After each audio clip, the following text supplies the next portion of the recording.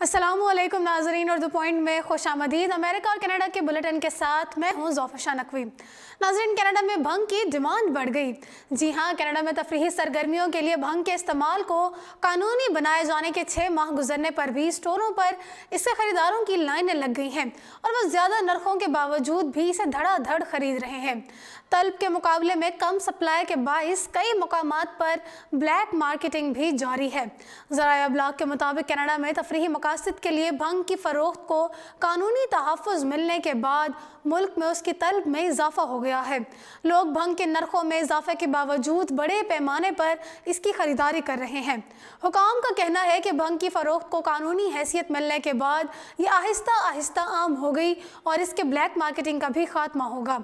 याद रहे कि अक्टूबर 2018 में कनाडा तफरीही मकासद के लिए भंग के इस्तेमाल को कानूनी हैसियत देने वाला दूसरा मुल्क बन गया था।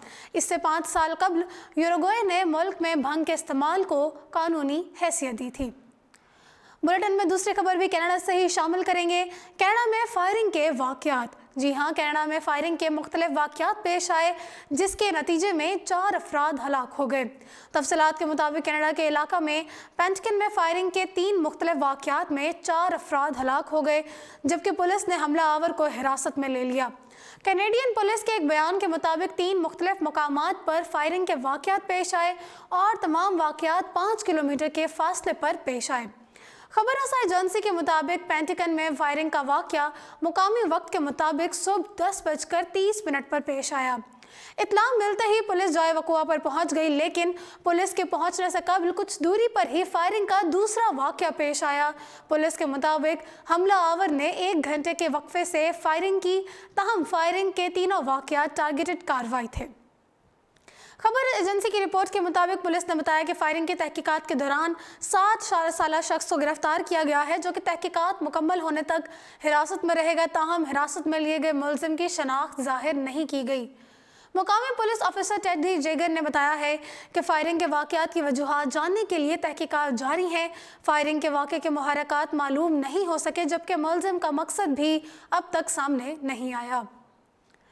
तीसरी खबर शामिल करते हैं और आपको बताते हैं अमेरिका में एक अनोखा वाक़या। जी हाँ, अमेरिका में हाल ही में तिब्बी तारीख का एक अनोखा वाक़या रूनुमा हुआ है कि 99 बरस तक सेहतमंद ज़िंदगी गुजारने वाली एक खातून ने जब अपनी लाश मेडिकल कॉलेज को अतिया की तो मालूम हुआ कि खातून के अंदरूनी आज़ा की तरबियत आम लोगों के मुकाबले में यकसर उलट थी। इसी वजह से रोज़मेरी बेंटले को तिब्बी तारीख का एक अहम और नायाब केस करार दिया जा रहा है। लगभग 5 करोड़ में से किसी एक शख्स में यह नायाब कैफियत होती है। इस मामले पर तहकीक करने वाले professor Cameron walker Oregon health and science university में तशरीहुल अज़ा यानी कि एनाटॉमी पढ़ाते हैं और उन्होंने कहा कि यह खातून साइंटिस्ट इन्वर्स के साथ साथ लिवर कार्डिया में मुब्तला थी, जिनमें तमाम अहम अज़ा उल्टी सिमत में मौजूद होते हैं, जिनमें दिल भी शामिल है। प्रोफेसर कैमरोन ने इसे ना भूलने वाला एक वाक़या करार दिया। रोज़मेरी बेंटले ने एक आम और सेहतमंद ज़िंदगी गुजारी जो कि अपनी इस खासियत से ख़ुद भी वाकिफ़ ना थी। अपनी मौत से कबल उन्होंने दूसरे बहुत से अमरीकियों की तरह अपनी लाश तिब्बी कॉलेज को अतिया करने की वसीयत की थी। जब मार्च में उनके जिस्म को चाक किया गया तो सिर्फ दिल को देखकर उन्हें अंदाज़ा हो गया था कि जो शरियानें दिल के दाएं जानिब होती हैं वह बाएं जानिब थीं। इसलिए उनके दिल की बड़ी शरियान वेना केवा भी सीधी के बजाय उल्टी सिमत में थी। इसी तरह जिगर और सीने की बाज़ रगें और शरियानें या तो गायब थीं या फिर किसी दूसरे अनजाने मुकाम तक जा रही थीं। उनके दाएं फेफड़े के अंदर 3 के बजाय 2 रास्ते थे। दिल का ऊपरी दायां खाना भी आम जिसामत से दुगना देखा गया। रोज़मेरी का मैदा भी बाएं जानिब के बजाय दाएं जानिब था और जिगर उल्टे हाथ के बजाय सीधे हाथ पर वाक़ था। खातून के निज़ाम हाज़मा की तमाम बड़ी आंतों की सिमत भी उल्टी थी। डॉक्टर वॉकर के मुताबिक ये हमल ठहर जाने के 30 या 45 रोज़ में ही हो जाता है।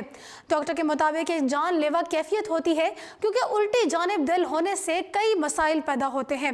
सिर्फ 5 से 13% बच्चे ही 5 साल तक जी पाते हैं और अब तक 13 साल का एक बच्चा और 73 साल का एक बुजुर्ग देखा गया है जो इस कैफियत में रहे।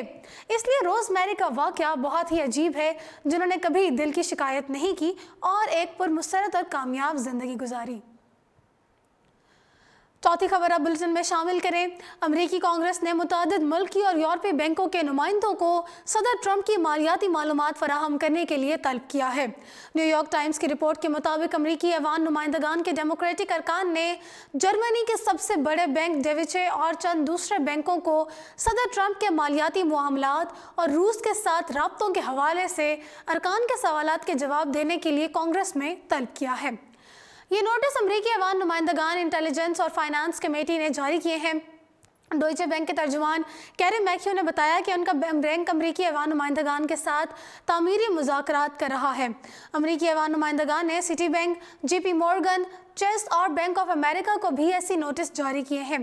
अमेरिकी ऐवान नुमाइंदगान की इंटेलिजेंस और फाइनेंस कमेटी की जानिब से ये नोटिस ऐसे वक्त में जारी किए गए हैं जब व्हाइट हाउस की तर्जुमान सारा सैंडर्स ने कहा कि सदर ट्रंप के मालियाती गोशवारे जारी करने का मुतालबा करने वाले डेमोक्रेटिक अरकान ने इंतहाई खतरनाक रास्ते का इंतखाब किया है। अमेरिका और US की खबरों से फिल वक्त इतना ही। मजीद अपडेट्स के लिए देखते रहिए उर्दू पॉइंट।